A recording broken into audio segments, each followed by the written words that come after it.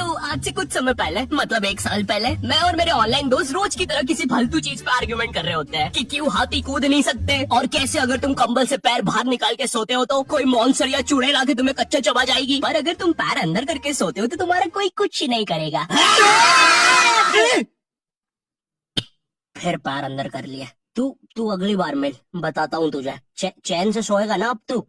ले तेरा light on कर दिया, अब ठंड में बिस्तर से उठना पड़ेगा। ले तेरा पंखा भी ऑन कर दिया अब तो ऐसी किसी बात पे आर्ग्यूमेंट चल रहा होता है, तो उसी बीच न जाने मेरे दिमाग में क्या आता है और मैं बोलता हूँ, तुम लोग अच्छे लोग हो, हमें मिलना चाहिए। ये सुन के भैया सन्नाटा मच गया। हाँ क्या बोला तूने? आयु तुझे पता है ना ऑनलाइन दोस्त कभी मिल नहीं सकते। इनफैक्ट ऑनलाइन दोस्त जैसी तो कोई चीज ही नहीं होती, हम सब तो रोबोट है। आयु तू हमारा दोस्त हो ही नहीं सकता, हम जा रहे हैं। फिर उन लोगों ने एक दूसरे के गले में हाथ डाला और न जाने क्यों गुस्से में डोरेमोन का थीम सॉन्ग गाने लग गए, वो भी तमिल में।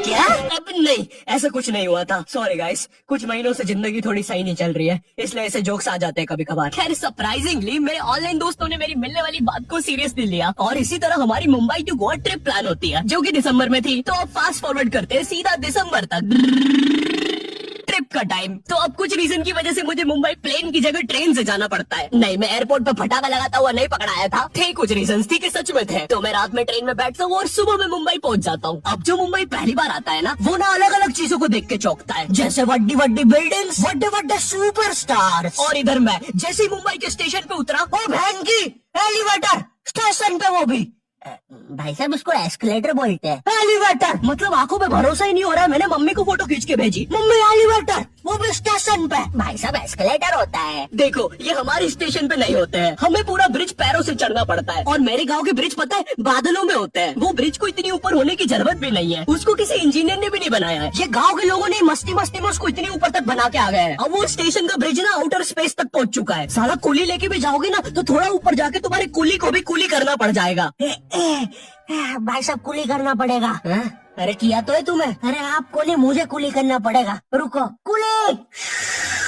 हाँ जी भैया, इन्हें ऊपर तक छोड़िया यार। अरे पागल हो क्या मियाँ, ऊपर तक जाना है तो स्पेस सूट किधर है तुम्हारा? और ऑक्सीजन सिलेंडर लेके आए कि नहीं? ऊपर ऑक्सीजन बहुत कम है, हम लोग क्या बहुत ऊपर खड़े हैं मियाँ। देखो यहाँ से वो माउंट एवरेस्ट भी दिखता है। देखो आज की रात तो हमें ये सीढ़ियों पे सो के गुजारनी पड़ेगी। ऊपर पता नहीं कहाँ के खूंखार जानवर घूमते हैं। और सबसे जरूरी बात, हम लोगों के बीच में मैं सोऊंगा। मुझे मुंबई से अपने स्टेशन जाने में 10 घंटे लगते हैं और फिर अपने ही शहर के स्टेशन से घर जाने में 6.25 महीने। अब तुम बोलोगे नॉट योर टाइप, तो बहुत ही विलेज पीपल है। हाँ तो ठीक है, हूँ मैं, नहीं होते हमारे यहाँ पे एक्सेलरेशन। भाई उसको एस्केलेटर। वीडियो को आगे बढ़ाते हैं। मुंबई जाने से पहले मुझे ऐसा लगा था कि वहाँ पे सब लोग मचाएंगे, चले सीधे चले, इस तरीके से बात करते होंगे। तो मैं भी ना फुल रेडी था। मैं स्टेशन से बाहर निकला और एक ऑटो रोका। तो सबसे पहले तो मैंने अपनी ट्रेन में खरीदी हुई 24 कैरेट आइस डायमंड चेन आगे करी। मैंने 20 रुपए में खरीदी थी, आगे अपना टाइम आएगा भी लिखा था, क्योंकि मुंबई में थे यार, थोड़ी अमीरी दिखनी चाहिए। कौन है अंबानी? है किधर रहता है वो? है क्या उसके पास? ये तो वो ऑटो वाला पूछता है किधर जाओगे? इधर मैं फुल मुंबई के स्वैग में। क्या बोलते ऑटो वाले चाचा, अंधेरी चलोगे क्या? चलो ना, मत जाते ना अंधेरी में चल के। अंधेरी में तुम उजाला लेके आओ।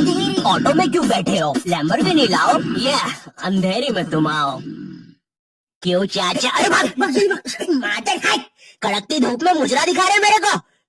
अभी भी ज्यादा दूर नहीं गए, ऑटो से चीप सकता हूँ। हम लोग हमारे मुंबई के अपार्टमेंट आ जाते हैं, वहाँ पर थोड़ा सा रेस्ट करते हैं, क्योंकि स्टेशन से अपार्टमेंट तक तो हम भगते भगते आए थे। वो ऑटो वाला पीछे पड़ा था ना। क्यों पीछे पड़े हो हमारे? जाओ ना। नहीं मजाक कर रहा हूँ। 700 रुपए की टैक्सी करनी पड़ी थी अपार्टमेंट तक। 700 रुपए की। 700 रुपए पता भी है कितने होते हैं? 700 रुपए में पता है तुम मुंबई में क्या क्या कर सकते हो? तुम कर सकते हो 700 रुपए में तुम 700 रुपए में वापस उसी टैक्सी में बैठ के स्टेशन जा सकते हो। भाई साहब मैंने 750 कर लिया है रेट। कितनी महंगी है मुंबई। तो मैं और मेरा दोस्त डेस्क, हम लोग हमारे बाकी तो दोस्त से पहले आ गए थे। तो अब हमारे पास कुछ करने के लिए नहीं था। तभी मुझे मेरी एक फीमेल फ्रेंड ने मॉल में मिलने बुला लिया। तो हम लोग जाते हैं मिलने, वहाँ पे 700 लगा के। ये मुंबई भी ना। तो मेरी दोस्त ने ना मुझे एक मूवी देखने बुलाया था, अवतार। मूवी में ज्यादा कुछ खास था नहीं, कुछ नीले लोग नंगे होके पानी में भाग रहे होते हैं रोबोट मशीन से बच के। ये मूवी मैंने 3D में देखी थी, ज्यादा कुछ चेंज नहीं हुआ। अब बस वो नंगे लोग मेरे साइड से निकल के भाग रहे थे। हम ये जंग जीत कर आएंगे। सर वो सब तो ठीक है, वो आदमी कौन है? अरे वो हमारी मूवी देख रहा है 3D में।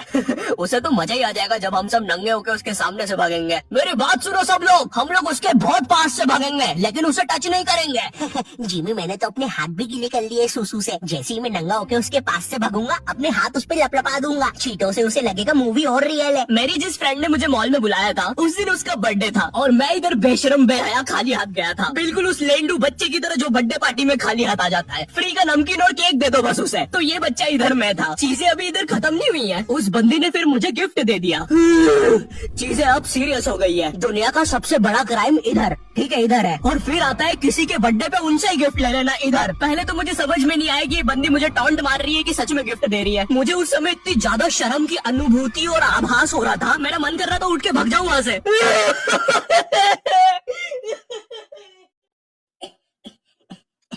अरे वो